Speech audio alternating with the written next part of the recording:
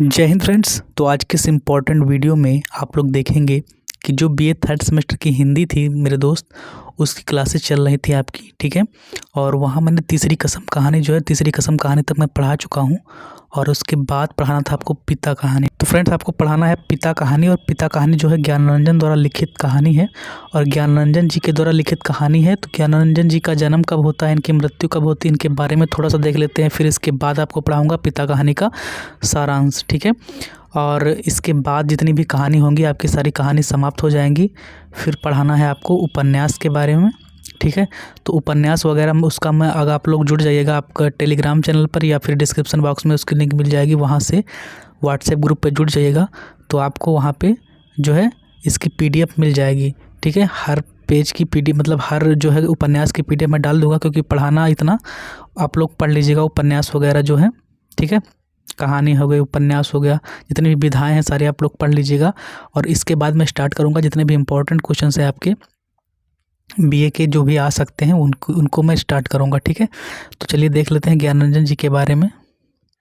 तो फ्रेंड्स, बात करें अगर ज्ञानरंजन जी के जन्म के बारे में, तो इनका जन्म कब होता है? जन्म इनका होता है 21 नवंबर 1931 को। 21 नवंबर, आप लोग कापी पेन लेके बैठिएगा और साथ साथ लिखते जाइएगा। 21 नवंबर 1931 को इनका जन्म होता है। और स्थान कहाँ है इनका? स्थान अकोला, महाराष्ट्र। अकोला, महाराष्ट्र, ठीक है। कहाँ है? एम से समझ लीजिएगा, महाराष्ट्र में। और फिर इसकी अगर बात करें तो ज्ञानरंजन साठोत्तरी पीढ़ी के सर्वश्रेष्ठ कथाकारों में से हैं। किस पीढ़ी के? साठोत्तरी पीढ़ी के सर्वश्रेष्ठ कथाकारों में से हैं। साठोत्तरी पीढ़ी के 4 यार के रूप में प्रसिद्ध मंडली के चारों यार ज्ञानरंजन, दूधनाथ सिंह, काशीनाथ सिंह एवं रविंद्र कालिया में सबसे अधिक ख्याति ज्ञानरंजन को ही मिली है। देखिए, साठोत्तरी पीढ़ी के जो 4 यार हैं कौन कौन से? एक है ज्ञानरंजन जी, एक है दूधनाथ सिंह, एक है काशीनाथ सिंह, एक है रविंद्र कालिया। तो इनमें से सबसे ज़्यादा ख्याति किसको मिली है? ज्ञानरंजन जी को मिली है, ठीक है। ये इतना ये लिखा हुआ। यदि देखा जाए तो चारों अपने अपने ढंग के श्रेष्ठ कहानीकार हैं। ज्ञानरंजन जी के कहानी संग्रह में फेंस के इधर उधर इनके जो कहानी संग्रह हैं उसको देख लेते हैं। मैं बोल रहा हूँ, आप लोग लिख लीजिएगा साथ ही साथ।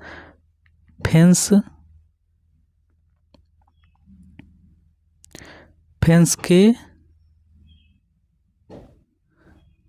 इधर उधर, फिर है यात्रा,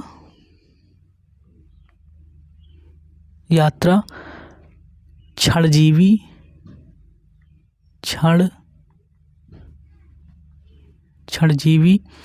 सपना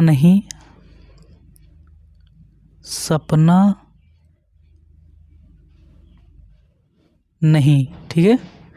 इतनी कहानियाँ इनकी मानी जाती है महत्वपूर्ण कहानियों में से। जो है घंटा है, पिता हो गया, बहिर्गमन, सीमाएं आदि हैं।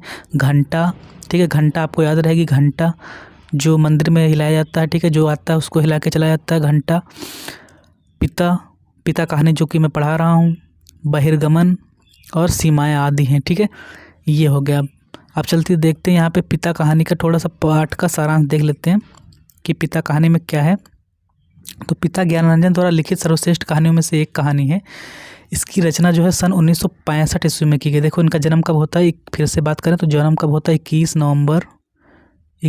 नवंबर 1931 ईस्वी को, ठीक है।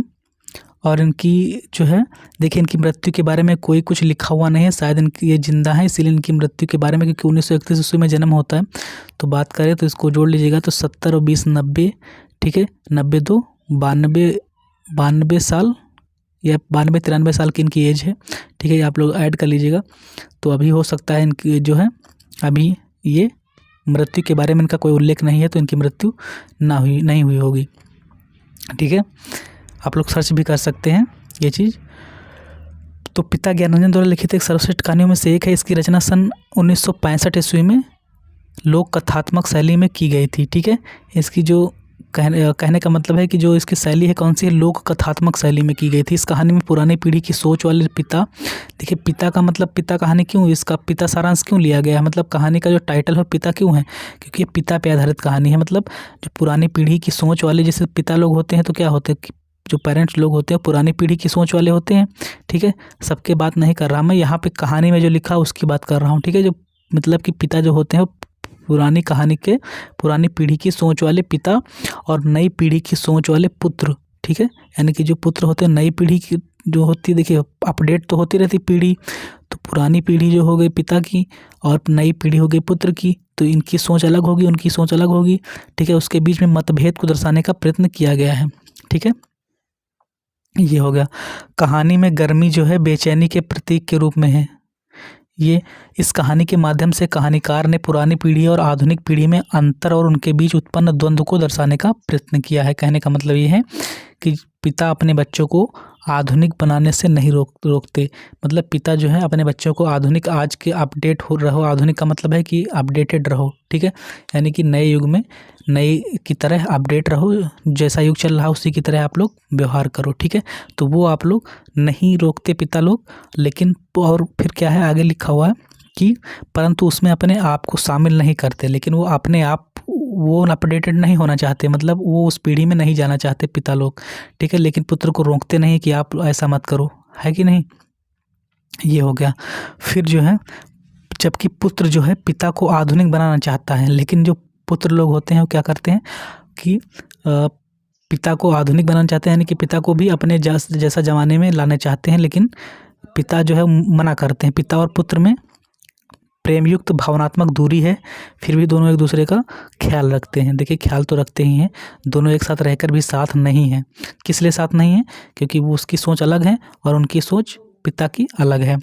पुत्र के वैवाहिक जीवन में तनाव ना हो। ठीक है, यानी कि पुत्र का जो वैवाहिक जीवन है, जो दाम्पत्य जीवन है पति पत्नी वाला, उसमें जो है तनाव ना आए, इसलिए वह बाहर सोना पसंद करते हैं। कौन, पिता। ठीक है, इस कहानी में पिता पुत्र के बीच वैमनस्य नहीं दिखाई पड़ता है।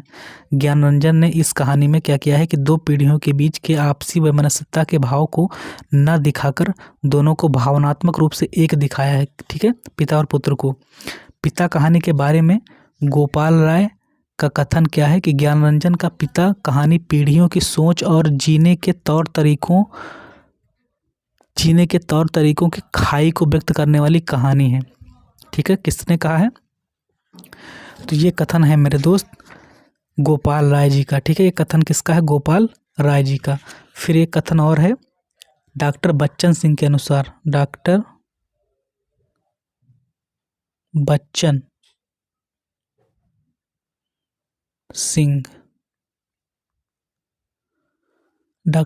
सिंह के अनुसार डॉक्टर बच्चन सिंह ने क्या बोला है कि इस कहानी का केंद्रीय वस्तु जो है अकेलापन है। इस कहानी का केंद्रीय वस्तु क्या है, अकेलापन। तो ये चीज़ हो गया। अब आपकी इस कहानी का सारांश यहीं पर ख़त्म होता है।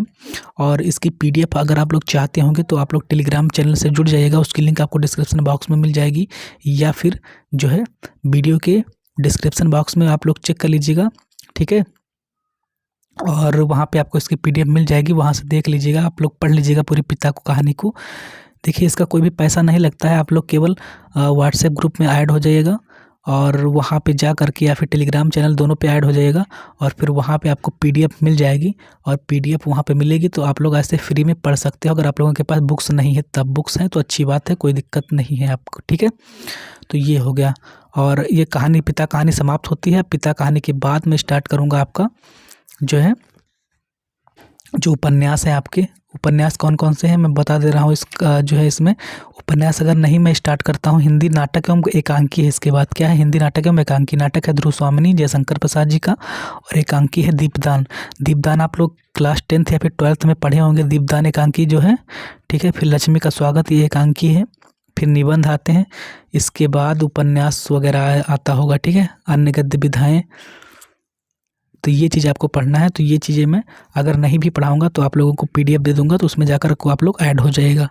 तो आज की वीडियो में इतना ही, मिलते हैं नेक्स्ट वीडियो में। तब तक के लिए जय हिंद, जय Bharat, take care, bye bye, love you.